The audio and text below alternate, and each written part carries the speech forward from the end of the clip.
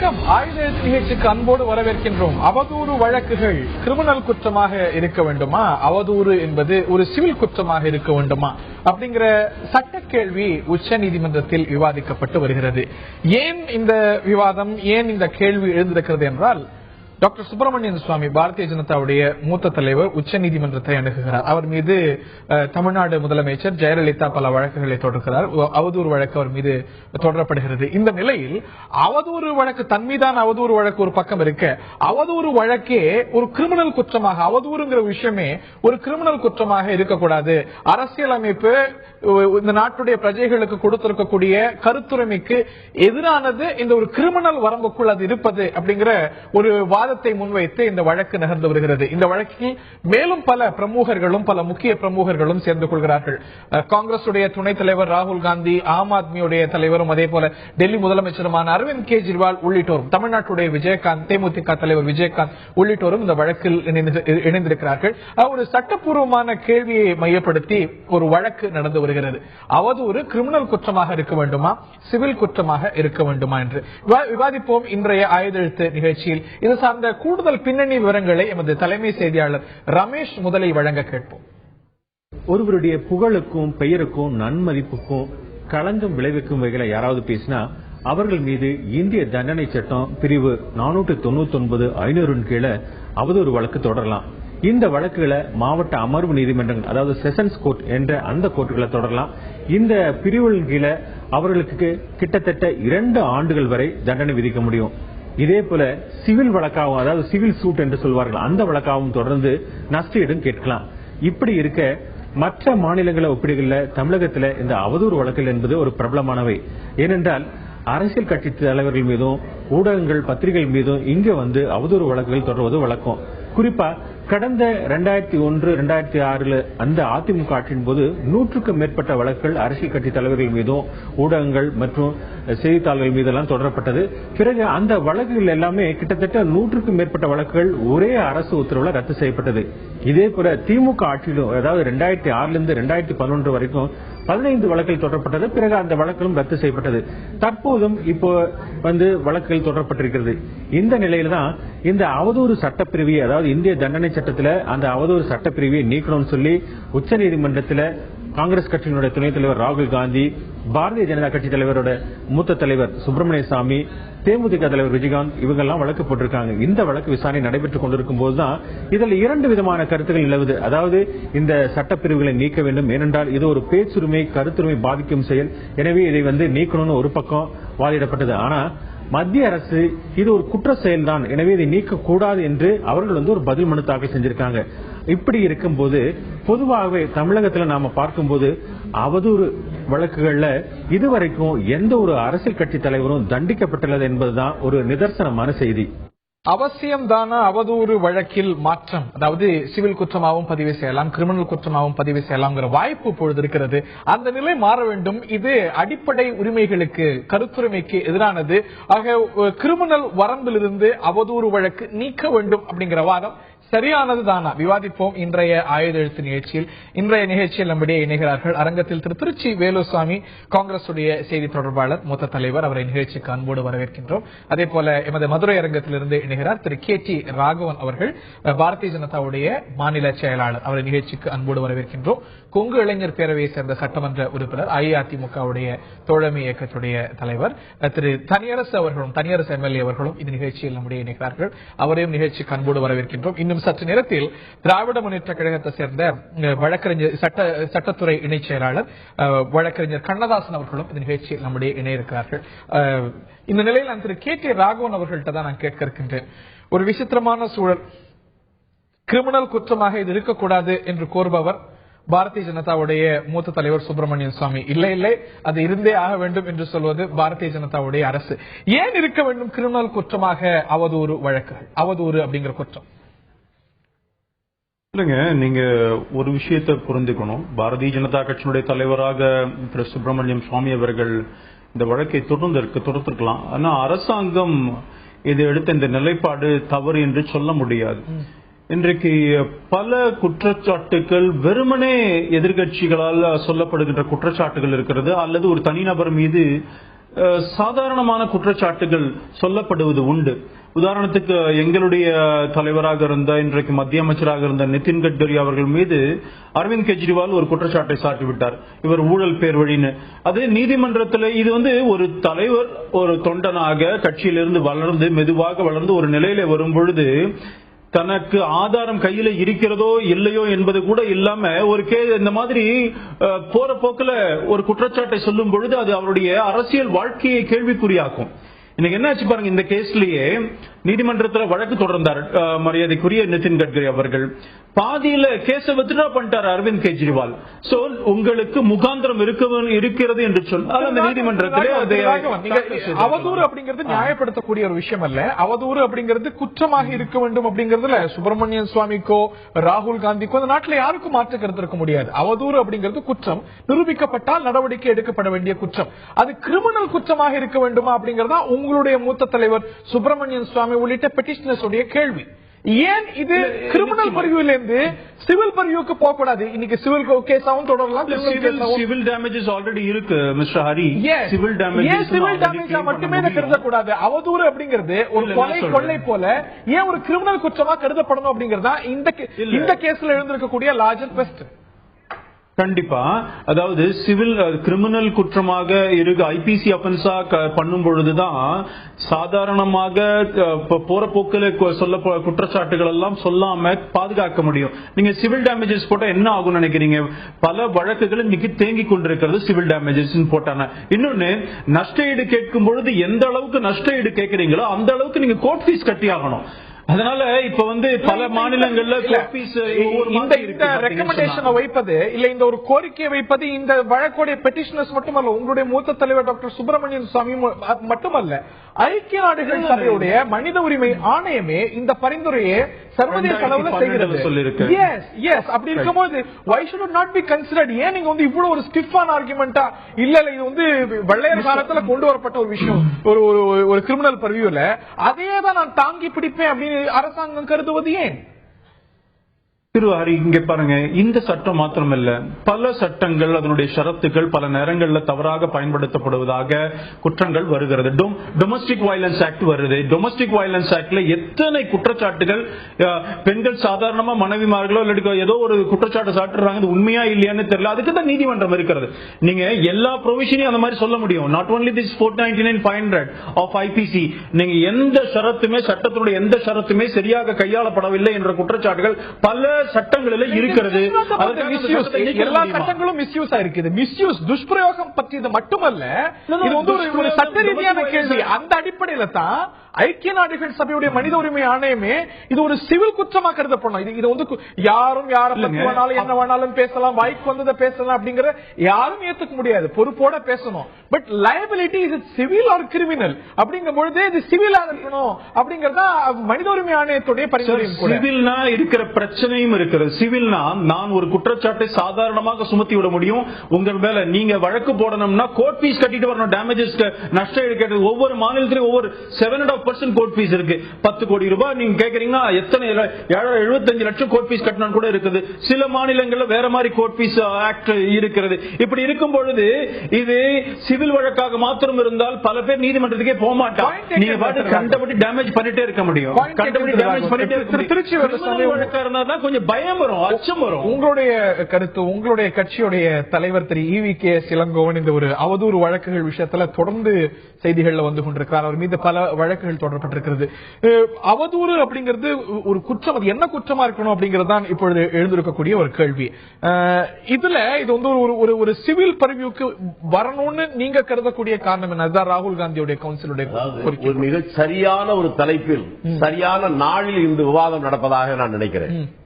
ஒரு தேச தலைவன் எப்படி ஆள வேண்டும் என்பதற்கும் ஒரு மக்கள் தலைவன் எப்படி வாழ வேண்டும் என்பதற்கும் இலக்கணமாக வாழ்ந்து வரைந்த பெருந்தலைவர் காமராஜருடைய பிறந்தநாள் விழா. இப்படிப்பட்ட ஒரு சம்பவத்தை மட்டும் நான் சொல்ல விரும்புகிறேன்.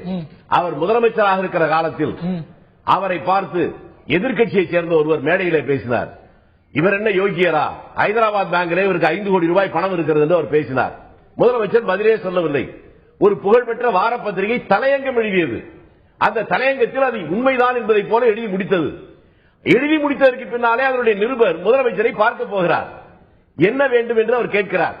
உங்களைத்தான் பார்க்க வந்தேன், இந்த ஹைதராபாத் பேங்க்ல 5 கோடி என்று சொன்ன உடனே நீ பத்திரிகையிலே தலையங்கம் எழுதுவதற்கு முன்பாக வந்து கேட்டிருந்தால் அது பத்திரிகை தர்மம்.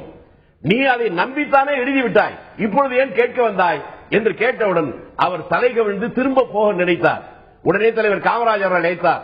அவர் பெயர் பால்யூ என்ற ஒரு இளைஞர் அழைத்து அவர் சொன்னார், உங்களுடைய முதலாளியிடமும் உங்களுடைய ஆசிரியரிடமும் போய் சொல்லுங்கள், எந்த வங்கியிலே எனக்கு 5 கோடி ரூபாய் இருக்கிறதோ அந்த வங்கியிலிருந்து ஒரு வித்ராசிரியத்தில் வாங்கி வர சொல்லுங்கள், அதிலே நான் கையெழுத்து போட்டு உங்களிடமே தந்து விடுகிறேன், அதை அவர்களே எடுத்துக்கொள்ளட்டும் என்று சொன்னார்.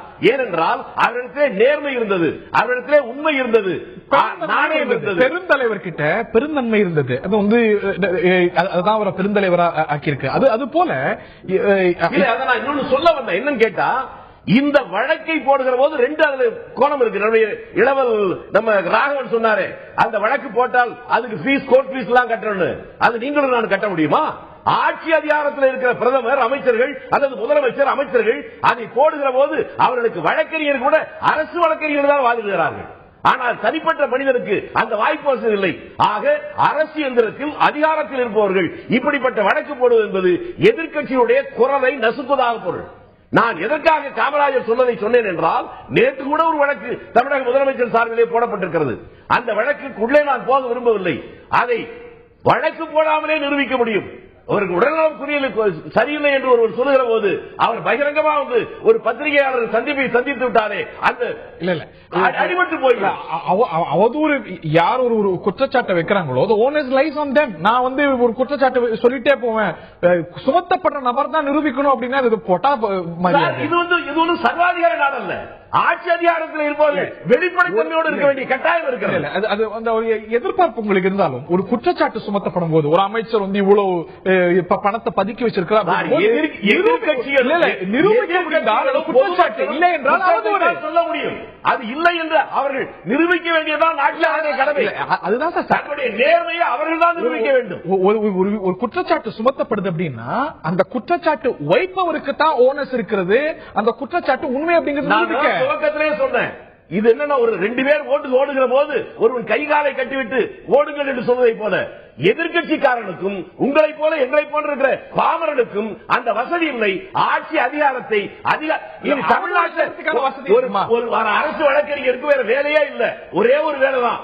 இந்த மாதிரி குற்றச்சாட்டுக்கு அவர் கோர்ட்ல வழக்கு போடுவது கொண்டு தான் வேலையா வச்சிருக்கிறார். இது ஆட்சியாளருக்கு அந்த வசதி இருக்கு, உங்களுக்கு எனக்கு உண்டா? திரு ராகவன் குறுக்கிட விரும்பினீங்க. எஸ் திரு ராகவன். அதாவது மரியாதைக்குரிய திருச்சி வேலுசாமி அவர்கள் பேசும்பொழுது சொன்னாரு, எதிர்கட்சி ஆளுங்கட்சி. இது அப்படி கிடையாது. இந்த சட்டத்தை பொறுத்த வரைக்கும் எதிர்கட்சியை சார்ந்தவர்கள் மீது ஆளுங்கட்சி தொடுக்கப்படுகின்ற வழக்கு என்பது அல்ல இந்த கிரிமினல் டிஃபமேஷன். அது எல்லாரும் யாரெல்லாம் பாதிக்கப்பட்டார்களோ அவர்கள் அந்த வழக்கை பதிவு பெறுவார். இதனால அதிகாரத்தில் இருப்பவர்கள் எதிர்கட்சியை நசுக்குவதற்காக இல்லை. இப்ப நிதின் கட்கரி அவர்கள் மீது குற்றச்சாட்டு சாட்டும் பொழுது நாங்க போட்டது ஆளுங்கட்சியும் இல்ல, எதிர்கட்சியில கேஸ் போட்டிருந்தோம். அதனால இது அப்படி எடுத்துக்க வேண்டிய அவசியம் இல்ல. இந்த வழக்கு இந்த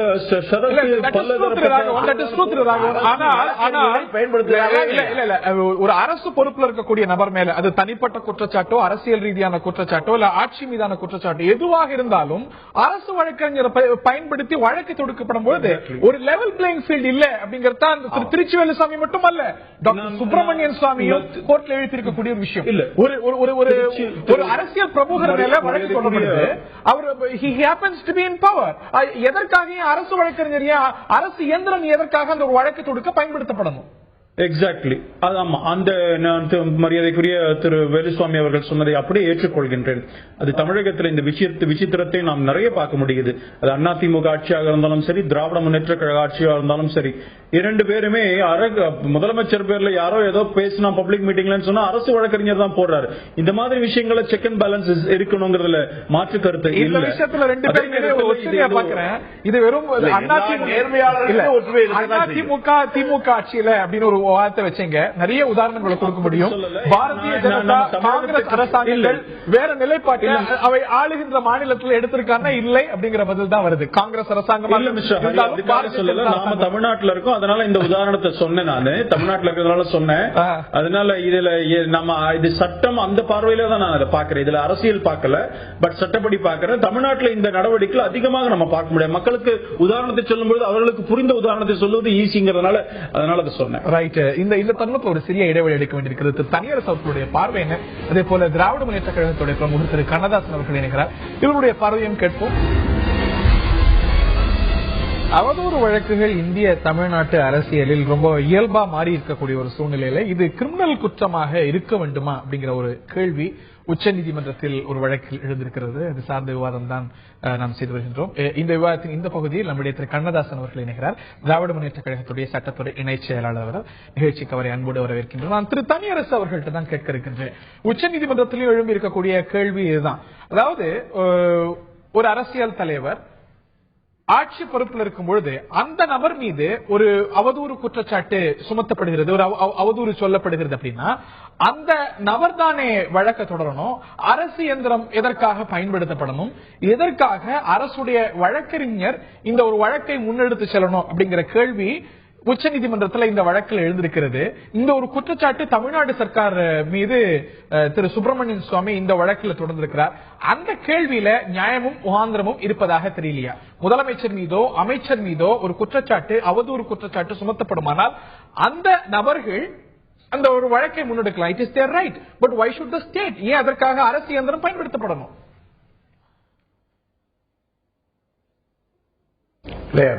நல்ல கேள்வி. நாட்டு மக்களுக்கு தெரிஞ்சுக்க வேண்டிய கேள்வி கேட்டிருக்கீங்க. ரொம்ப மகிழ்ச்சி.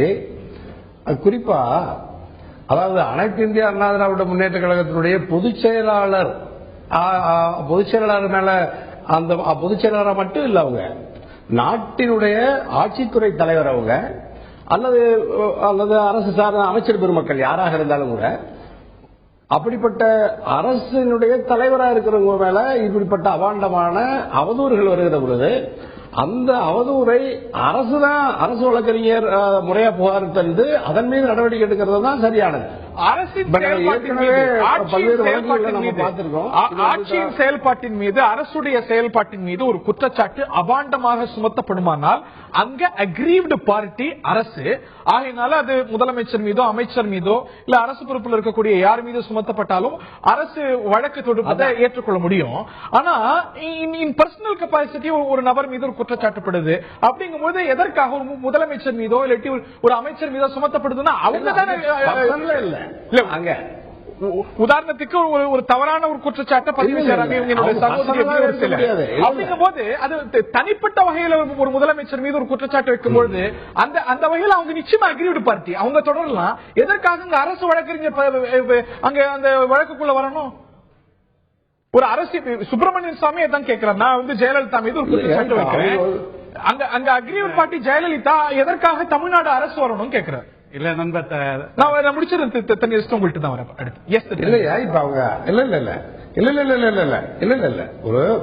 இல்ல ஒரு முதலமைச்சர் என்பவர் நாட்டு மக்களினுடைய பேராதரவை பெற்று அரசியல் சாசனப்படி இந்த நாட்டை ஆளுகிற நம்பிக்கையை பெற்றிருக்கிறார். மாற்று கருத்தில் ஒரு நாட்டு மக்களுடைய நம்பிக்கையை பெற்று ஒரு கண்ணியமான நிர்வாகத்தை நடத்தி வருகிற ஒரு மாண்புள்ள ஒரு தலைவர் மீது அல்லது ஆட்சித்துறை தலைவர் மீது அரசியல் சாசனப்படி அவர் இந்த நாட்டை ஆளுகிற ஒரு தலைவர், ஜனநாயக முறைப்படி ஒரு தலைவர் ஆக நம்ம அதிகாரத்தை பெற்றிருந்த ஆட்சியில் இருக்கிற ஒருவர் மீது அப்படிப்பட்டவர் மீது அவதூறு வருகிற பொழுது அவதூறை அரசு வழக்கறிஞர் பதிவு செய்து அந்த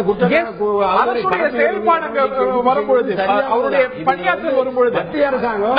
இன்னொரு உதாரணம் கொடுக்க விரும்புறேன். ஒரு சின்ன உதாரணம் தான் உங்கள்கிட்ட கொடுக்க விரும்புறேன். ஒரு சில நபர்கள் இவங்க என்னுடைய சகோதரி அப்படின்னு முதலமைச்சர் மீது சொல்றாங்க. எந்த ஆதாரமும் கிடையாது, எந்த அடிப்படையும் கிடையாது. அந்த சமயத்தில் நிச்சயமா தமிழ்நாட்டுடைய முதலமைச்சர் அக்ரீவ்டு பார்ட்டி அவங்க தொடரணும். எதற்காக அரசு வழக்கறிஞர் தொடரணும் அந்த வழக்கை அப்படிங்கறதான் கேள்வி. அதுல முகாந்திரம் இருக்க செய்கிறது, நியாயம் இருக்க செய்து முதலமைச்சரை தொடர்புபடுத்தி வருகிற கட்டாயம் உட்கார்ந்துருக்கு. இப்ப நீங்க இந்தியாவிலேயே அதிகப்படியான குற்றச்சாட்டுகளை, ஊழல் குற்றச்சாட்டுகளை சொன்னது ஆம் ஆத்மி கட்சின்னு உங்களுக்கு தெரியும். டெல்லியில இதே அவதூறு வழக்குல தான் இப்ப நம்ம ஏற்கனவே பாரதிய ஜனதா கட்சியினுடைய மூத்த தலைவர்கள் ராகவன் என்ன சொன்னாங்க, மிக தெளிவா சொன்னாங்க. நிதின் கட்கரி அவதூறு வழக்கை பதிவு செய்கிற பொழுது ஆம் ஆத்மியினுடைய தலைவர் அரவிந்த் கெஜ்ரிவால் என்ன சொன்னாரு, அவர் நான் பிணை எடுக்க மாட்டேன்னு பிடிவாதமா இருந்தாரு. அந்த உள்ளூர் நீதிமன்றம் கட்டாயமா நீ பிணை எடுக்கணும், இல்லைன்னா திகார் ஜெயிலுக்கு போனா திகார் ஜெயிலுக்கு போய் மறுபடியும் சாந்தி பூசன் உட்பட உயர்ந்த மூத்த வழக்கறிஞர்களுடைய அறிவுரையை கேட்டு ஜாமீன்ல வெளியே வந்து இப்ப அவதூறு அவர் கட்டுப்படுத்தப்பட்டிருக்கிறார். அதனால அவதூறை பரப்புகிற தீய அரசியல் நோக்கம் உள்ளவர்கள் முடியாது, மக்களை சந்தித்து நியாயப்படுத்த முடியாது. இந்த வழக்கில் எழுந்திருக்கக்கூடிய கேள்வி, அவங்க வந்து ஒரு ஆட்சியில் இருக்கக்கூடியவங்க அப்படிங்கிற ஒரு காரணத்தினாலேயே அவங்க மீது தனிப்பட்ட வகையில சொல்லக்கூடிய அவதூறுக்கும் குற்றச்சாட்டுகளுக்கும் அரசு வழக்கு தொடக்கணுமா அப்படிங்கிறது தான். நண்பர் தனியரசு வந்து அமைச்சர் மீது, முதலமைச்சர் மீது, பிரதம அமைச்சர் மீது இல்ல, ஆனா கணாசன் அமைச்சர் மீது, முதலமைச்சர் மீது, பிரதமர்கள் மீது, அதிகாரிகள் மீது அவதூறு செய்தால் கூட அரசு வழக்கறிஞர் வழக்கை பதிவு செய்வதுதான் சரியானது. ஏனென்றால் நாட்டு மக்கள் பெரும்பாலானவர் யார் வேண்டுமானாலும் ஆட்சி அதிகாரத்தில் இருக்கிறவர்கள் மீது ஒரு புகாரை சொன்னால், அவதூறு பரப்பினால் அவர்கள் மீது தனிப்பட்ட முறையில் தானே வழக்கிட்டு புகார் தந்து வழக்கை நடத்துவது என்பது அது நடைமுறை சாத்தியம் இல்லாதது. மற்றவங்களோட அரசு வழக்கறிஞர் வழக்கை செய்வது, அதாவது நண்பர் தனியரசு வந்து அவதூறு வழக்கு உங்களுடைய நிலைப்பாடு என்ன? இதுல அரசு இயந்திரம் மரியாதைக்குரிய தளபதி அவர்கள் அந்த தினமே ஒரு தெளிவுபடுத்திருக்கிறாங்க. அதாவது இது திமுக முடிச்சு அப்புறம் சொல்லுங்க. அதாவது மரியாதைக்குரிய தளபதி அவர்கள் வந்து தெளிவா சொன்னாங்க, தெளிவா சொல்லிட்டு இல்ல உங்க மேல போடப்பட்ட வழக்கு அவதூறு வழக்கு கிடையாது, அதெல்லாம் பேசலன்னு சொல்ல வரல நானு. அதாவது அது ராடும் தளபதி அவர்கள் வந்து தெளிவா சொல்லியிருக்கிறாங்க, இதை டீக்ரிமினலைசேஷன் பண்ணணும். ரொம்ப சுருக்கமா தனியரசு முடிச்சாங்க, அப்புறம் கண்ணதாசன் அவர்கள் ரொம்ப சுருக்கமா தனியரசு முடிச்சிருங்க. சொல்ல விரும்புறேன். ஒரு வழக்கு திண்டுக்கல் மாவட்டத்தில் நிலக்கோட்டை தாலுகாவில் விளாத்திக்குளம் காவல் நிலையத்தில் 153 அவதூறு வழக்கு. அந்த வழக்குல நம்முடைய ஆட்சியில தான் விடுதலை செய்யக்கூடாது, நீதிமன்றத்தில் வழக்காடி விடுதலை வாங்கணும். அப்படியெல்லாம் வழக்கை பெற்றிருக்கிற நாங்களே கூட அவதூறு வழக்கை அரசு சார்ந்து அதிகாரத்தில் இருக்கிறவர்கள் மீது அவதூறு பரப்பினால் அவர்கள் மீது அரசாங்கம் முறையாக அரசு வழக்கறிஞர் வைத்து புகார் தருவது சரியானது என்பதுதான் தமிழ்நாடு அதாவது எடுத்துக்காட்டு சொல்ல வரேன். நண்பர் சொல்லும் பொழுது முதலமைச்சர் அவங்களுக்கெல்லாம் அமைச்சர்களா தனி விதி அது மாதிரி ஒண்ணு கிடையாது. ஏன்னு கேட்டால் அரசமைப்பு சட்டம் பிரிவு 14 படி உறுப்பு 14 படி சட்டத்தின் முன் அனைவரும் சமம், எந்த பாகுபாடு காட்டக்கூடாது. அதே போல 19(1)(a) என்ன சொல்லுதுன்னா பேச்சுரிமை சொல்லுவாங்க, ரெஸ்ட்ரிக்டட் ரைட்ஸ் தான். அதெல்லாம் வந்து ஒரு இந்த தனிப்பட்ட நபரை தனிப்பட்ட தாக்குதல் இருக்கக்கூடாது என்பது அரசியல் மாற்றம் தெரிந்த ஒன்று. ஆனால் அதே சமயத்தில் இங்கே வந்து வேறுபாடு வருது. அங்க ஈக்குவாலிட்டி வரல, சமத்துவம் வரவில்லை. சமத்துவம் எப்படி வரவில்லை என்றால், மரியாதை தளபதி சமீபத்தில் ஒரு அறிக்கை விட்டாங்க, தமிழக அரசு உச்சநீதிமன்றத்தில் இதை வந்து குற்றமுறு குற்றமாக எடுக்கக்கூடாது அப்படின்னு தமிழக அரசு மனு செய்த பொழுது, இல்ல அது மாதிரி கன்னட டீக்ரிமினலைசேஷன் பண்ணணும், இதை சிவில் வழக்காக மாற்ற வேண்டும் ஒரு அறிக்கை விட்டு. நீங்க அதற்கு விதி விலக்கா இருந்திருக்கீங்களா? சொல்ல வரேன். இந்த 2001-2006 ஆண்டு காலகட்டத்தில் சென்னை நீதிமன்றத்தில், செஷன்ஸ் நீதிமன்றத்தில் இந்த அவதூறு வழக்கு தொடர்வதற்காக வேண்டிய ஒரு சிறப்பு வழக்கரை நியமிச்சாங்க. இந்த 4 ஆண்டு காலத்துல தமிழகத்துல 110 விதிகள் கீழே அறிக்கைப்படுத்தின ஆட்சியில 110வது வழக்காக முன்னே தினம் பதிவு பண்ணிருக்காங்க இந்த ரீடிட் மேல. இப்ப நீங்க கேட்ட கேள்வி பதில் சொல்ல வரேன்.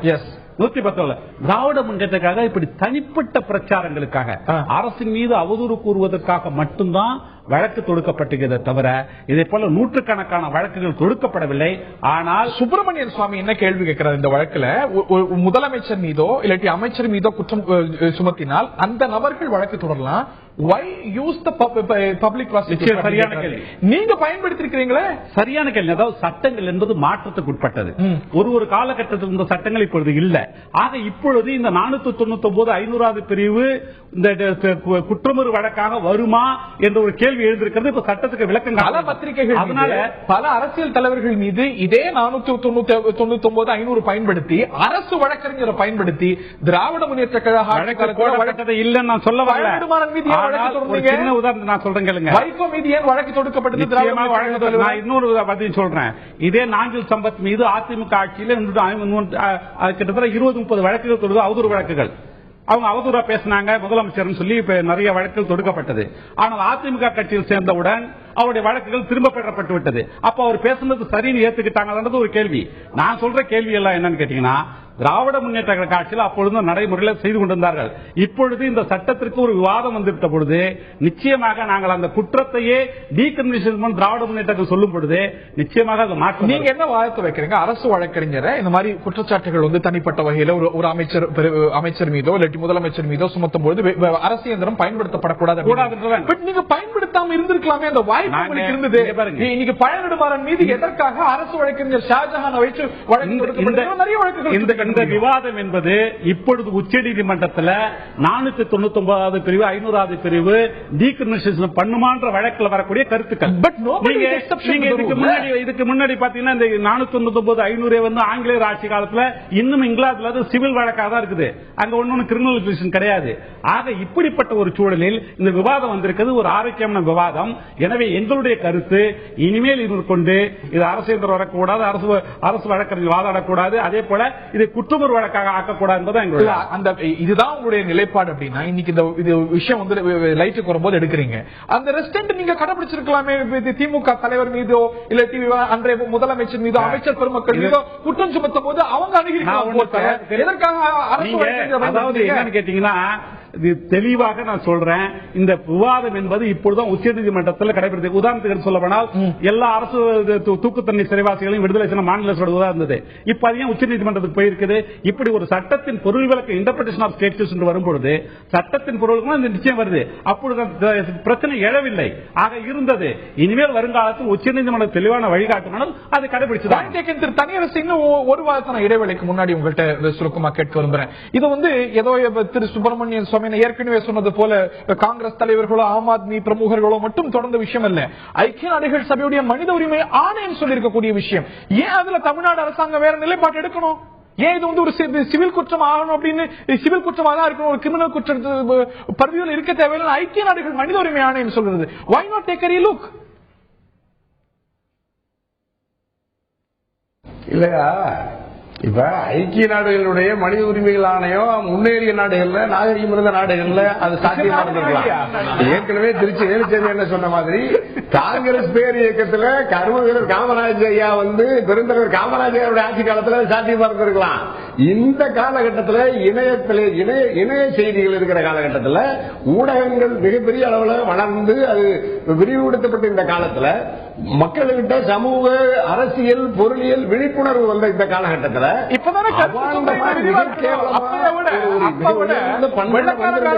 வெள்ளக்கார காலத்தை விட இன்னைக்கு தானே கூடுதலா இருக்கணும் கருத்து சுதந்திரம். அந்த தனியரசு நம்ம வந்து நாகரிகம் வளரல என்றாரா? இல்லையா, இப்ப இல்ல அந்த இருந்த மாநில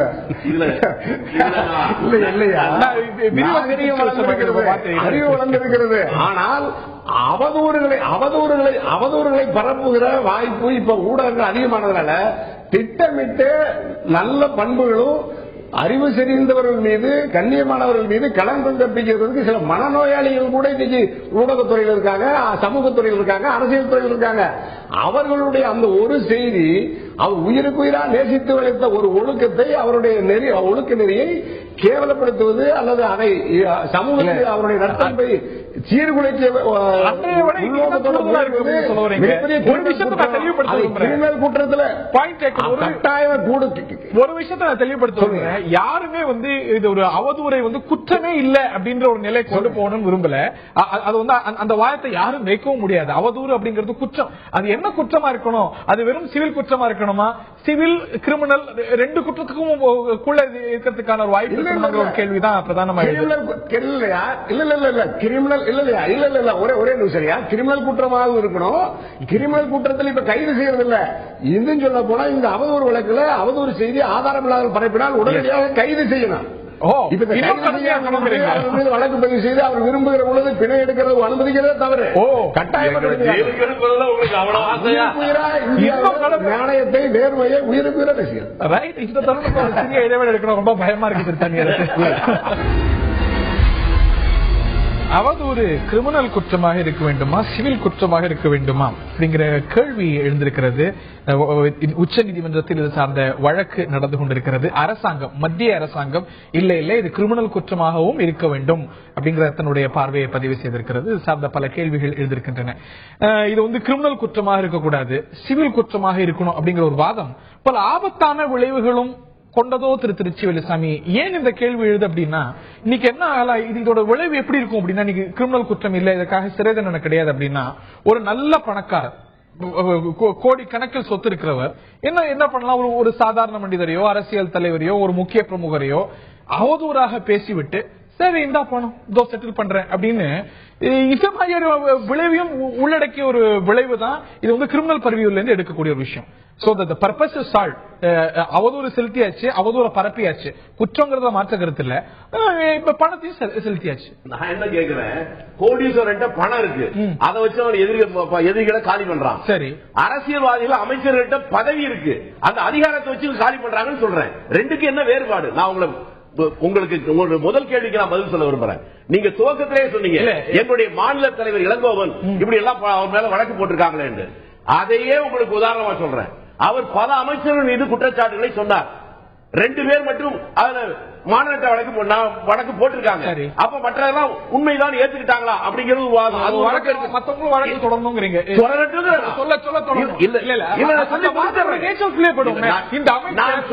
முழுவதும் கேட்டாலும் நல்ல கேள்வியா வரணுங்கிறது தான் கேள்வி. அதான் நான் சொன்னாலும் உங்க கேள்வி சரியா வரும். பாதியில கேட்டா கேள்வி. நான் என்ன கேட்கிறேன், வழக்கு தொடுத்த மானநட்ட வழக்கு தொடுத்த அந்த அமைச்சர் இருக்காங்கல்ல, கோர்ட் நோட்டீஸ் வருது, எங்க தலைவர் இளங்கோவன் தைரியமாக நீதிமன்றத்துக்கு போய் நின்றாரு. வழக்கு போட்டவங்க எங்க? ஏன் வரல? இது என்ன அநியாயம்? வழக்கு தொடுத்தவங்க வரணுமா இல்லையா? ஏன் வரல?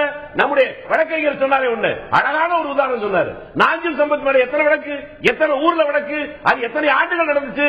அவர் கட்சியில சேர்ந்த உடனே இப்ப அந்த வழக்கெல்லாம் திரும்ப பெற்றாங்கல்ல. நான் திரும்பி கேட்கிறேன், இத்தனை ஆண்டு காலங்களாக அவர் மீது போடப்பட்ட வழக்காக அரசு எந்திரத்தை தவறாக பயன்படுத்தி எத்தனை லட்சங்கள் செலவானதோ அதை முதலமைச்சர் கொடுப்பாரா? வழக்கு யார் போட்டாங்களோ அவங்க கொடுப்பாங்களா?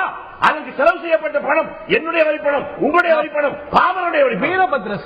வீரபத்ர சிங் ஹிமாச்சல் பிரதேசல ஏன் அரசு இயந்திரத்தை பயன்படுத்தி பாஜகவுடைய மூத்த தலைவர்கள் மீது சமீபத்தில் வழக்கு தொடர்ந்தார்? யாரு செஞ்சாலும் தப்பு காங்கிரஸ் நியாயப்படுத்த மாட்டேன். ராகுல் காந்தி சொல்றாரு அவர் சொல்லாம நீங்க ஏன் அரசு இயந்திரத்தை பயன்படுத்துறீங்க, தனிப்பட்ட கெபாசிட்டியில நீங்க தொடருங்க அப்படின்னு அந்த மாநிலத்துடைய அரசுக்கு சொல்லலாமே. சொல்லிட்டேன், காங்கிரஸ்காரனே செய்தாலும் தவறு தான். நான் என்ன சொல்றேன்னா, இதற்கு மிகச்சரியான உதாரணம் நேரு. இதே தமிழ்நாட்டுக்கு நேரு வந்தாரு, பிரதமராக வந்தார். உலகமே அண்ணாந்து பார்க்கிற உயரத்தில் இருந்தவர். அவர் மீது இங்க இருக்கிறவங்க ஒரு செருப்பு தூக்கி போட்டான், அவர் வழக்கு போட்டுக்க முடியாதா? செருப்பு தூக்கி போட்ட கைகால உடைச்சு மூலையில முடக்கி இருக்க முடியாதா? ஆனால் என்ன சொன்னார், சைல்டிஷ் சொல்லிட்டு போயிட்டார். அதுதான் அவருடைய பெருந்தன்மையை தவிர இல்ல, வழக்கு தொடுக்கிறதுக்கான உரிமைகள் இருக்கிற ஒருத்தரைய மேல ஒரு மென்டல் அசால்ட்டோ பிசிக்கல் அசால்ட்டோ செய்தால் ஒவ்வொரு மனிதனுக்கும், அது அரசியல் பிரமுகரா இருக்கலாம், முதலமைச்சரா இருக்கலாம், பிரதமரா இருக்கலாம், ஒரு அசால்ட் வரும்போது எல்லாருமே அதை மன்னிச்சுட்டு போகணுங்கிற அவசியம் இல்ல. They have all the legal right to seek remedy. உங்களுக்கு நான் நன்றி சொல்ல கடமைப்பட்டிருக்கேன். நேருவுக்கும் காமராஜருக்கும் பெருந்தன்மை இருந்தது, இவர்களுக்கு அது இல்லைன்னு சொல்லியிருக்காங்க. ஒரு அவதூறை ஏற்காமல் வழக்கு தொடர்வது அப்படிங்கிறது அத்தனை பேருடைய உரிமை. திரும்பவும் சொல்றேன் சார், இன்றைக்கு விஜயகாந்த் 50 ஊர்ல வழக்கு இருக்கு. ஒன்றும் இல்ல சார், நீங்க தயவு செய்து நீங்கள் கேட்கணும். இல்ல இல்ல, நீங்க கேள்வி பதில் என்ன சொல்ல விடுங்க. தயவு செய்து நான் திரும்பி கேள்வி கேட்க அனுமதிக்க மாட்டேன். உங்க கேள்விக்கு பதில் சொல்றேன், அப்புறம் கேளுங்க. உங்களுக்கு முடியாது. கேள்விக்கு நான் பதில் சொல்றேன், அப்புறம் பதில் சொல்ல கேள்வி கேளுங்க. நீங்க கேட்பதற்கு நான் பதில் சொல்ல முடியல. பதில் சொல்லாமலே திருப்பி கேள்வி கேட்க என்ன பண்ண முடியும்? உங்களோட வாய்ஸ் இல்ல, அதைத்தான் நான் சொல்றேன். அப்ப எனக்கு ஒரு நிமிடம் எங்களுக்கு அவகாசம் கொடுக்க, அப்புறம் கேள்வி கேளுங்க சார். நான் கேட்கிறேன் சார், அப்புறம் பதில் சொல்லுங்க சார். நீங்க சொல்றது நான் கேட்கிறேன், நான் சொல்ல ஒரு நிமிஷம் கேளுங்க. அதைத்தான் கேட்கிறேன். நான் கேட்கிறேன் என்னன்னா, விஜயகாந்த் மீது ஒரு ஊர்ல வழக்கு போட்டிருந்தா அது நீங்க சொல்றது நியாயம் இருக்கு. 50 ஊர்ல வழக்கு போட்டு 50 ஊர்லயே அவர் போய் அப்பியர் ஆகிறாரு. 50 ஊர்லயே அரசியல் தரனால பயன்படுத்துது. இவர் தனிப்பட்ட முறையில் அடைய வைக்க வேண்டும், அவருக்கு தொல்லை தர வேண்டும், அவருக்கு ஒரு நிர்பந்தத்தை உருவாக்க வேண்டும் என்பதை தவிர என்ன உண்மை இருக்கு? நான் என்ன கேட்கிறேன், இதுல உங்களுக்கு மாற்று கருத்து இருக்கலாம். என்னுடைய கேள்விகளை நீங்க ஒரு அமைச்சர் மீது இவ்வளவு பதுக்கி வச்சிருக்காரு பணத்தை அவருடைய வீட்டுல அப்படின்னு ஊர்ல பேசுறாங்க அப்படின்னா அது பொறுப்பான கருத்தா அவதூறம்? நான் ஒண்ணு சொல்றேன், தலைவர் சொல்லுங்க, என்னிடத்தில் என் மீது எனக்கு நம்பிக்கை இருந்தால் அதை சாதாரணமாக புறந்தள்ளி விடுவேன். என்னுடைய நேர்மை மீது எனக்கு நம்பிக்கை இருந்தா, எப்ப என் மீது எனக்கு நம்பிக்கை இல்லையோ அமைச்சரோ சாதாரண மனிதரோ ஒரு குற்றச்சாட்டை வைக்கும் பொழுது ஒரு ஆதாரம் இல்லாம ஒரு அவதூறு பரப்புவது அப்படிங்கிறது குற்றமே அரசியலமைப்பு சொல்லுது சார். ஜனநாயகம் சொல்லுது. நான் என்ன சொல்றேன், ஆட்சியில் இருப்பதை குற்றத்தை மட்டும்தான் சொல்ல முடியும். அதை நிரூபிக்க பாவங்களுக்கு தெரியுமா? நம்மகிட்ட அரசியல் இதற்கு இளங்கோவன் குற்றச்சாட்டு அடுத்தவங்களுக்கு தான் வரேன். இளங்கோவன் ஒரு குற்றச்சாட்டை வச்சாரு. அதாவது ஒரு அமைச்சர் அவருடைய வீட்டுல வந்து இவ்வளவு பதுக்கி வச்சிருக்காரு, அதுக்கு எந்த ஆதாரமும் எந்த ப்ரூஃபும் கடைசி வரைக்கும் கொடுக்கல, இது வரைக்கும் கொடுக்கல, ஊர்ல பேசுறாங்க அப்படின்னா அதற்கு பிறகு அதே துணியில அதிமுக சார்பாக இந்த நிகழ்ச்சியில பங்கெடுத்த ராவடிக்குமார் இவர் இளங்கோவன் பணம் வாங்கி கொண்டார், குஷ்புவிடம் கொடுத்தார் அப்படின்னா இந்த அரங்கத்தில் அது கண்டித்தோம். மிகவும் தவறான கருத்து. வழக்கு போட்டாரா? இளங்கோவன் வழக்கு போட்டாரா? அவர் மீது இப்படியா போகணும்? இல்லை, அவர் தன்னுடைய நேர்மை மீது அவருக்கு நம்பிக்கை இல்லை. அவர் வழக்கு போடுவதற்கும் போடாமல் இருக்கிறதுக்கும் அவருக்கு உரிமை இருக்கு. அதுல வந்து போடுறதுக்கான முகாந்திரமும் இருக்கு. ஆனா இப்படி போன அரசியல் டிஸ்கோர்ஸ் ஒரு அவதூறு அப்படிங்கிறது நடந்துட்டே இருக்கு. நான் முதல்ல ஒண்ணு சொன்னேன், பணியோட ஒண்ணு சொல்லிக்கிறேன். வழக்கு போட்டவர்கள் அமைச்சராக இருக்கிறவர்கள் பாமரனை விட அவர்களுக்கு பொறுப்பு அதிகம். வழக்கு போட்டவங்க நீதிமன்றத்துக்கு வரணுமா வேணாமா? ஏன் வரல? எல்லாருக்கும் அந்த பொறுப்பு இருக்கு. ஏன் வரல? கண்ணியம் என்பது அமைச்சர்களுக்கு முதலமைச்சருக்கு மட்டுமல்ல, உங்களுக்கு இருக்கு, எனக்கு இருக்கு. மாறுபடுறீங்களா? ஒரு குற்றச்சாட்டு வைக்கும் பொழுது அதுக்கான ஆதாரம் அடிப்படை இல்லாம சொல்வது அப்படிங்கிறது சரியான ஒரு விஷயமா இருக்கும். அதாவது பொது வாழ்க்கைக்கு ஒருவர் வந்து விட்டால் சகிப்புத்தன்மை என்று ஒன்று வேணும் அடிப்படையா. அந்த சகிப்புத்தன்மை இல்லை என்றால் அது ஆளுங்கட்சி என்று சொல்லும் பொழுது அவர்களுக்கு அந்த அதிகார பயம் வந்துடுது, அதிகார பலம் இருக்குது. அந்த அதிகார பலத்தை தவறாக பயன்படுத்தக்கூடாது என்பதுதான் அது. உதாரணத்துக்குன்னா நீங்க சொன்னீங்க ஒருவரை பற்றி அமைச்சரை பற்றியோ முதலமைச்சர் ஒரு குற்றச்சாட்டு எழுதியிருந்தால் அதுக்கு நேர்மையான பதிலளிக்கலாம். ஆனால் நான் ஒரே ஒரு கேள்வி கேட்கிறேன். நண்பர் தனியரசு சட்ட பேசும்போது சொன்னாரு சிறையில் அடைக்கணும். இந்த ஆயுதம் அவர்களுக்கு எதிராக பயன்படுத்தப்போது அதனுடைய வழி நீங்களே சொல்லுங்க. நீங்க ஒரு வழக்கு குற்றச்சாட்டு வைக்கும் பொழுது ஓனர்ஸ் லைஸ் ஆன் ஹூம் யார் நிரூபிக்கணும்? குற்றச்சாட்டு வைத்தவர் நிரூபிக்கணுமா? குற்றச்சாட்டு சுமத்தப்பட்டவர் நிரூபிக்கணும்? குற்றச்சாட்டு யார் சுமத்துகிறாரோ அவர் தான் நியமிக்கணும், நிரூபிக்கணும். குற்றச்சாட்டை யார் சுமத்துகிறாரோ அவர் தான் நியமிக்க வேண்டும். என்ன பிரச்சனைன்னு கேட்டீங்கன்னா யார் குற்றம் செய்ய ஒரு பாஸ் வந்தால் நான் ஒரே ஒரு கேள்வி கேட்கிறேன். இது வரைக்கும் எந்த ஆட்சியாக இருந்தாலும் சரி அவதூறு வழக்குகள் தொடுக்கப்பட்டுகிறது. எந்த ஒரு அவதூறு வழக்காக நடத்தப்பட்டுகிறதா? இல்ல, கிடையாது. ஏன்னு கேட்டா அதனுடைய விளைவுகள் என்ன, அதை நம்ம சொல்ல வரோம். இதுக்கு தேவையில்லாமல் அரசு வழக்கை நியமித்து பணம் கொடுத்து அது வேணும் நீதிமன்றத்துக்கு ஒரு தேவையில்லாத சுமையாக இருக்கின்றது. இந்த ஆட்சியில் 110 வழக்குகள் சுமத்தப்பட்டிருக்கிறது என்று சொன்னால் இந்த வழக்குக்காக செலவிடப்பட்ட தொகை என்ன? அடுத்த ஆட்சி வந்து என்ன செய்ய போறாங்க? நான் தெளிவா இப்ப சொல்றவங்களுக்கு நான் முதல்ல பதிவு பண்ணிட்டேன். எந்த ஆட்சியாக சின்ன உதாரணம் கேட்கிறேன். எத்தனை வழக்குகள் திராவிட முன்னேற்ற தொடுக்கப்பட்டன? என்ன காரணம் விவாதிக்க நான் தயாரா இல்லை. நீ எண்ணிக்கை தான் தனிப்பட்ட அங்க அரசு இயந்திரம் பயன்படுத்தப்பட்ட தனிப்பட்ட தாக்குதல் வழக்கு, அதான் தனிப்பட்ட தாக்குதல் ஜெயலலிதா மீது வழக்கு, சட்டத்தின் சமம் என்று சொன்னால் சட்டப்பேரவை வந்து பிரிவிலேஜ் சொல்றாங்க. சட்டப்பேரவையில் தலைவர் கலைஞர்களை பற்றியும் எதிர்க்கட்சி தலைவர் விஜயகாந்த் பற்றியும் ஒரு தவறான வாசங்களை பதிவு சொன்னாங்க. இந்த வெளிப்படையாக சொல்றேன். தள்ளு வண்டி தண்ணி வண்டி எல்லாம் பதிவு பண்ணாங்க. இது அங்க இருந்தாலும் பேச முடியாது. குறிப்பிடல பேசுறவங்க அவதூறு பேசுற அவதூறு என்பது கண்ணியமான எல்லாருக்கும் உள்ளதுதான். ஆனால் அவர் மீது என்ன வழக்கு பதிவு செய்யப்பட்டது? கண்டிக்கப்பட்டதா? ஆனா அமைச்சர் பதவி கொடுக்கிறாங்க. மற்றவர்கள் மீது அவதூறு செய்தால் அமைச்சர் பதவி. அரசினுடைய நடவடிக்கையை கண்டித்து நன்றா தெரியும். அசம்பிளியில் இருக்கக்கூடிய விஷயத்துல இறுதி சொல்ல வரேன். அதுக்காக வந்து இல்ல ஆளுங்கட்சியில் கண்ணியத்தை பத்தி நண்பர் தனியார் பேசினாரு. கண்ணியத்தை மறக்கணும், குற்றச்சாட்டு பண்ணக்கூடாதுன்னு சொல்லிட்டு இப்படிப்பட்ட வார்த்தைகளுக்கு அமைச்சர் பதவி பரிசென்றால் இந்த அவதூறை யார் பேசுகிறார்கள்? அதை கண்டிக்க வேண்டியிருக்கானவன். ஆனால் தன் மீது ஒரு குற்றச்சாட்டு சொன்னால் அதை உடனே வழக்கா பதிவு செய்து எதிர்க்கட்சிகளை மிரட்டுவது போல குற்ற வழக்குகள் பதிவு செய்வது என்பது யார் செய்தாலும் தவறு என்பதான் என்னுடைய கருத்து. திரு தனியரசு பிறகு திரு ராகவன். திரு தனியரசு அவர் சொல்வதில் நியாயம் இல்லையா? ஆனா இப்ப இல்ல, இப்ப நம்ம கண்ணதாசனும் ஒரு மூத்த வழக்கறிஞர் இல்ல ஒண்ணு இல்லைங்க. இப்ப கண்ணதாசன் சொன்னாங்க சட்டமன்றத்திற்குள்ள அப்படி தவறா ஆதாரம் இல்லாத ஒரு குற்றச்சாட்டை அல்லது அவை குறிப்பில் பதிவு பண்ணா அவை குறிப்பில் இருந்து நீக்கிறது பேரவைத் தலைவர் அங்க இருக்கிறாரு. அங்க வந்து அவை குறிப்பில் இருந்து ஆதாரம் இல்லாத குற்றச்சாட்டை நீக்கிறதுக்கு அவை குறிப்பில் அனுமதி அந்த அதிகார பேரவைத் தலைவர் நீக்கிறோம். உண்மையா இப்ப நான் இப்ப கூட திருச்சி வேலுசாமி என்ன இன்னைக்கு நம்முடைய அமைச்சர் மீது கட்டுக்கட்டாக பணம் கட்டடத்தில் அடுக்கி வச்சிருக்கிறதுக்கு காவல்துறையை பாதுகாப்பு இருக்கு, காவல்துறை வாகனத்தில் பணம் போச்சுன்னு சொன்னாரு. இப்ப கூட வேலுசாமி அண்ணன் கூட அதை ஆமான்னு அவர் ஒத்துக்கல. அவரே அதை அவதூறான ஏற்றுக்கிறார். அவர் நீதிமன்றத்தில் வழக்கு போட்டு நீதிமன்றத்துக்கு வந்தாங்க. இல்ல நான் இப்படி அவதூறான செய்தி, அது தவறான செய்தி இல்ல.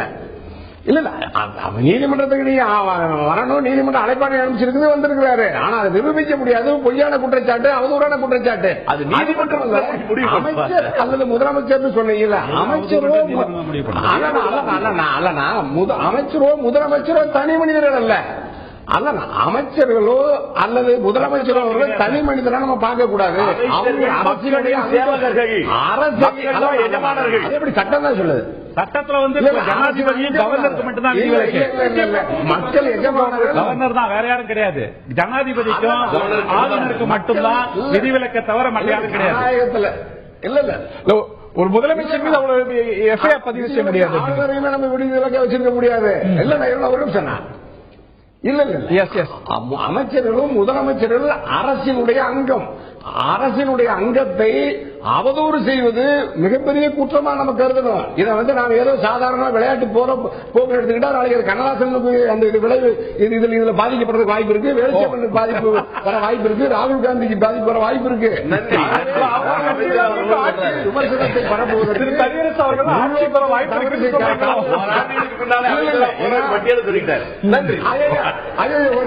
ஒரு நிமிஷம் ஒரே நிமிஷம் இங்க பாருங்க. ஒண்ணு மட்டும் பதிவு பண்ண விரும்புறேன். தீயினால் சுட்ட முன் உள்ளாரும், நாவினால் சுட்ட வடுன்னு சொன்னோம்ல. நாவினால் சுடுவது தீயினால் சுடுவதை விட கொடியது. ஆகவே தீயினால் சுடுவதை விட கொடியது நாவினால் சுடுவது. அப்படிப்பட்ட அவதூறை மிக கடுமையாக இந்த சட்டம் போதாது, இன்னும் சட்டத்தை கடுமையாக்கணும். எப்படி கடுமையாக்கணும்? அதுக்கு இதுவே கடுமை அப்படிங்கிறதா, இதுவே ஆர்டிகல் 19 பாதிக்குங்கிறது தான் வரக்கூடிய கேள்வி. ஐக்கிய நாடுகள் சபை வரைக்கும் இன்னும் கடுமையாக எப்படி குற்றச்சாட்டு பதிவான பிறகு கைதா, பதிவான உடனே அடிக்கடி உச்சரிக்கிறாரா அவங்க ஞாபகம் வந்துருச்சு பிள்ளைக்கு அடக்குமுறை பண்ணணும்னு. ஆமா அதுதான் காரணம். இல்ல கண்ணதாசன் வெளிச்சம் தெரியும். இல்ல மற்ற கிரிமினல் வழக்குகள்ல வழக்கு பதிவு செய்யப்பட்ட குற்றவாளிகள் கைது செய்யப்படுவாங்க. காவல்துறையுடைய விருப்பம். எந்த வழக்கிலையும் கைது பண்றது காவல்துறையுடைய விருப்பம் தவிர கட்டாயம் கிடையாது. எந்த வழக்கிலும் குற்ற வழக்கிலும் கைது செய்வது காவல்துறை விருப்பமே தவிர கட்டாயம் கிடையாது. இல்ல இப்போ சிங்கப்பூர்ல பாத்தீங்கன்னா திரு கண்ணதாசன் அங்க வந்து ரொம்ப கடுமையான சட்டம் இருக்குது. அந்த அடிப்படை அப்படின்னா ஒரு குற்றச்சாட்டு சொல்லப்படும் பொழுதோ ஒரு விஷயம் எழுதப்படும் போதோ எவ்ரிபடி அது எழுதுறவர் he owns it. there is a liability. நீங்க ஒரு கருத்தை சொல்றீங்க, ஒரு ஃபேக்ட் சொல்றீங்கன்னா you own it. அது நீங்க சொல்லிட்டே போலாம், குற்றச்சாட்டு சொல்லிட்டே போலாம். இது வந்து உரிமை அப்படின்னு சொல்வது அப்படிங்கிறது எங்க போய் முடியும்? இல்ல அதாவது சிங்கப்பூர் நாட்டை பொறுத்தவரை அங்கு உள்ள சட்டத்திட்டங்கள் வேறு, அங்க மனித உரிமையிலிருந்து கட்டுப்படுத்தப்பட்ட மனிதர்களாக பெரும்பாலும் இருக்கின்றது. அதனால அடிப்படையாக எங்களுக்கு தெரியும். ஆனால் நமது நாடு மிகப்பெரிய ஜனநாயக நாடு. உலகத்திற்கு வந்து ஜனநாயக பரவலை காட்டியது. ஐநாவுடைய அந்த கன்வென்ஷன்ல வந்து ரெடி பண்ணி கையெழுத்து போட்டிருக்கிறாங்க இந்த சட்டங்களுக்கு ஆதரவாக. நமக்கு உள்ள இதெல்லாம் என்னன்னு கேட்டீங்கன்னா, இப்ப நண்பர் சொன்னாரு அதிகபட்ச தண்டனை நாட்டில் வந்து அளவு குத்துவாங்களா பேசக்கூடாதுன்னு. இல்ல எழுதுறவங்களுக்கு கையை விரல வெட்டணும்னு சொல்றாரா, என்ன சொல்ல வராதுன்னு எனக்கு தெரியல.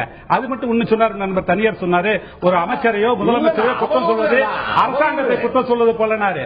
இப்ப அக்ரி கிருஷ்ணமூர்த்தி தப்பு பண்ணி குற்றம் பண்ணி போயிட்டாரு. இந்த ஒட்டுமொத்த அரசாங்கத்தையும் அந்த குற்றம் எடுத்துக்க முடியுமா? ஆக ஒன்னுக்கும் டிஃபமேஷனுக்கும் அவதூறு மற்ற குற்ற வழக்குகளை பொறுத்தெல்லாம் வாதாட முடியாது. ஆக தனிப்பட்ட ஒரு நபர் வந்து அவதூறு செய்யப்படும் பொழுது தனிப்பட்ட பிரச்சனை அவர் தனியாக தான் வழக்கு தொடுக்க வேண்டும். அதுக்கு அரசு இயந்திரத்தை பயன்படுத்தக்கூடாது. இங்கு அரசமைப்பு சட்டத்தில் அளிக்கப்பட்டுள்ள 14வது உறுப்பு சட்டம் என்பது வீணாகி போய்விடுகிறது. அதுதான் இந்த ஒரு விஷயத்தை பொறுத்த வரைக்கும் அரசு இயந்திரத்தை பயன்படுத்தாத மாநில கட்சிகள் இல்லைன்னு சொல்லலாம், தேசிய கட்சிகள் இல்லைன்னு சொல்லலாம், பயன்படுத்தாத மாநிலங்களும் இல்லைன்னு சொல்லலாம். இந்த நிலையில் திரு ராகவன் உங்களுடைய இறுதி கட்ட கருத்து, இதுல வந்து ஒரு கடுமையான உறுதியான நிலைப்பாட்டை எடுத்திருக்கீங்க. Why should there not be a relook on it? இல்ல அப்படி இல்ல. இன்னைக்கு அடிஷனல் சொலிசிட்டர் ஜெனரல் நீதிமன்றத்துல சொல்லும் பொழுது லா கமிஷன் ரெஃபர் பண்ணிருக்கிறோம் அப்படின்னு சொல்லிருக்காங்க. நாவினால் சுட்டவிடு ஆறாதுன்னு நம்முடைய தணிக்கை அரசு சொல்றாரு. அது நாஞ்சில் சம்பத் விஷயத்துல ஏன் அது மாறி வந்த வடு ஆறிவிட்டதா என்ன ஆச்சுன்னு தெரியல. ஒண்ணு இன்னொரு விஷயம்,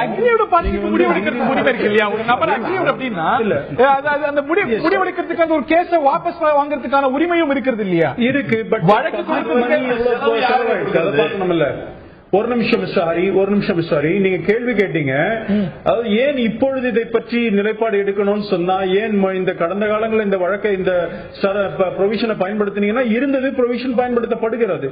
இன்றைக்கு நீங்க பாத்தீங்கன்னா ஸ்ரேயா சேகல் வழக்குல section 66A of information technology act பாத்தீங்கன்னா அது அண்டர்வைரஸ் தி கான்ஸ்டிடியூஷன் சொல்லப்பட்டது நீதிமன்றத்தினால். அது வரைக்கும் அது பயன்படுத்தப்பட்டது. நீதிமன்றத்தில் நாங்க வந்து கருத்து சுதந்திரத்துக்கு ஆதரவானவர்கள் சொல்றீங்க. தேர்தலுக்கு முன்பாக 66A வந்து இல்ல இது வந்து டிராக்கோனியன், இது ஆபத்தானது, இப்படி எல்லாம் இருக்கலாமா அருண் ஜேட்லி பேசுறாரு 2012. ஆட்சிக்கு வந்த பிறகு இல்ல அது இருந்துட்டு போட்டோம், அது வந்து ஐடி ஆட்சி இருந்துட்டு போட்டோம், வேற ஒரு நிலைப்பாடு எடுக்கிறீங்க. மிஸ்டர் ஹரி, நீங்க மீண்டும் ஒரு விஷயம் சொல்றேன் கேட்டுக்கங்க. சட்டங்கள் இருக்கும் பொழுது அது தடா சட்டம் இருந்தது, பயன்படுத்தப்படுது. இன்னைக்கு தடா கிடையாது. அதனால அன்னைக்கு பயன்படுத்தினீங்களே, அது ஏன் இப்படி இல்லன்னா இருக்கணுமா வேண்டுமாங்கிற ஒரு கேள்வி நீதிமன்றத்தில் எழும்பொழுது அரசாங்க நிலைப்பாடு எடுக்கணும். அது இருந்துட்டு போகும்போது ஏன் நீக்கலங்கிற கேள்வி வராது. நீக்கணுமா வேண்டாமா கேள்வி கேட்கப்படுது அரசாங்க தரப்புல. அரசாங்கம் நிலைப்பாடு எடுப்பதில் இல்ல மிஸ்டர் ரவி, அரசாங்கம் அது போன்ற நிலைப்பாடு எடுப்பதில் என்ன தவறு இருக்கிறது? நீதிமன்றம் முடிவு பண்ணட்டும். லா கமிஷனுக்கு ரெக்கமெண்ட் பண்ணிருக்கோம் சொல்லிருக்கிறோம். 84 ஆஃப் பீப்புள் ரெப்ரசன்டேஷன் ஆக்ட் அப்படிதான் ஆச்சு. அதுவும் கூட பல்லாண்டு காலம் சட்டமாக இருந்தது. நீதிமன்றம் ஸ்கிராப் பண்ணிடுச்சு. இன்னைக்கு அது இல்ல. என்ன செய்ய முடியாதுக்கு? நீதிமன்றத்தில் எங்களுடைய அரசாங்கத்தினுடைய நிலைப்பாடை அரசாங்கம் சொல்லுகிறது. லா கமிஷனுக்கு ரெக்கமெண்ட் பண்ணிருக்கிறோம். Let us wait for it. அதனால இதை பத்தி நீங்க அன்னைக்கு எடுத்தீங்களேன்னா அன்னைக்கு அந்த ஷரத்து இருந்தது. அந்த மாதிரி முடிவுகள் எல்லா கட்சியும் எடுத்திருக்கிறாங்க. பொறுத்த வரைக்கும் there has been a U-turn. U-turn எல்லாம் கிடையாதுங்க. பாருங்க, நாங்க நீதிமன்றம் இந்த முடிவை சொன்னதுக்கு அப்புறம் நம்ம என்ன சொல்ல முடியும்? அதை ஏற்றுக்கொள்ளத்தான் வேண்டும். அவ்வளவுதான். நீதிமன்றம் எடுத்த முடிவு உங்கள்கிட்ட உங்களோட கருத்தா கேட்கப்படும் பொழுது அதை வலியுறுத்தாம வேற கருத்தை சொன்னீங்க, அதற்கு முன்பாக வேற சொல்லியிருந்தீங்க அப்படிங்கறதான் கேள்வி. பாருங்க, ஒரு அரசாங்கம் பேசும் பொழுது அரசாங்கம் தன்னுடைய கண்டினியூட் ப்ராசஸ். அது ஏதோ ஒரு கட்சி ஆட்சிக்கு வந்துறது இல்ல. அரசாங்கம் கண்டினியூஸா தான் பேசும், ஒரே நிலைப்பாடை தான் எடுக்கும். சில நேரங்களில் வந்து இன்னைக்கு அந்த நீதிமன்றம் அதை ஏற்றுக்கொள்ளவில்லைன்னு சொன்னா நம்ம ஒன்னும் செய்ய முடியாது. இப்ப எத்தனையோ வழக்குகள் அதை பார்க்க முடியும். அரசாங்கத்துடைய நிலைப்பாடை நீதிமன்றம் ஏற்றுக்கொள்ளாம இருக்கிறது. அதனால இந்த விஷயத்தை பொறுத்த வரைக்கும் இன்றைக்கு விமர்சன நீதிமன்றம் கேள்வி கேட்டிருக்கிறது. அரசு சொல்லிருக்கிறார், அடிஷனல் சொலிசிட்டர் சொல்லிருக்கிறாரு, நாங்க லா கமிஷன் ரெஃபர் பண்ணிருக்கோம் சொல்லிருக்காரு. Let us wait. இந்த தருணத்தை நிகழ்ச்சியை நிறைவு செய்தாக வேண்டும். இந்த அவதூறு அப்படிங்கறத பொறுத்த வரைக்கும் அது குற்றம், அது குற்றமாக இருக்க வேண்டும். நடவடிக்கை எடுக்கத்தக்க ஒரு குற்றம் அப்படிங்கறதுல மாற்று கருத்து இல்லை. ஆனா என்ன குற்றமா இருக்கணும் அப்படிங்கறதா இப்பொழுது இருக்கக்கூடிய கேள்வி. வெறும் சிவில் குற்றமா இல்ல கிரிமினல் குற்றமா இருக்கணும் அப்படின்னு இதுல இருவேறு பார்வைகள் இருப்பதை மறுக்க முடியாது. அரசாங்கம் இது சிவில் குற்றமா ஆக்கினா நடைமுறையில இது சாத்தியப்படாது, இது ஒரு கிரிமினல் குற்றமா இருக்கணும் அப்படிங்கிற வாதத்தை நீதிமன்றத்தில் மத்திய அரசாங்கம் எடுத்திருக்கிறது. இந்த நிலையில அவதூறு கடுமையாக அணுகப்பட வேண்டியது. ஆனால் எப்படி அப்படிங்கிற கேள்வி எழுந்திருக்கிறது. மற்ற சட்டங்களை போலவே அரசு தரப்பிலும் சரி, தனி மனிதர்களும் சரி, இதை துஷ்பிரயோகம் செய்கிறார்கள் அப்படிங்கிற ஒரு குற்றச்சாட்டு எழுகிறது. அரசு இயந்திரம் பயன்படுத்தப்படுகிறது, அது வந்து எந்த அளவில் இருக்கணும் அப்படிங்கிற கேள்வி எல்லாம் உச்ச நீதிமன்றத்தில் எழுதி இருக்கிறது. அரசாங்கத்துடைய கருத்துக்கள் கேட்கப்பட ஒரு லார்ஜர் குவெஸ்டின், ஒரு சட்ட ரீதியா ஒரு பெரிய கேள்வி எழுந்திருக்கிறது. இதற்கு விடை கொடுக்க வேண்டியது உச்ச நீதிமன்றம் தான். இந்த நிகழ்ச்சியில் பங்கு பெற்ற திரு திருச்சிவேலுசாமி, திரு கண்ணதாசன், திரு கே.டி. ராகவன், இதே போல திரு தனியரசு மற்றும் பார்த்த நேயர்களுக்கு நன்றி தெரிவித்து விடைபெறுகின்றோம். வணக்கம்.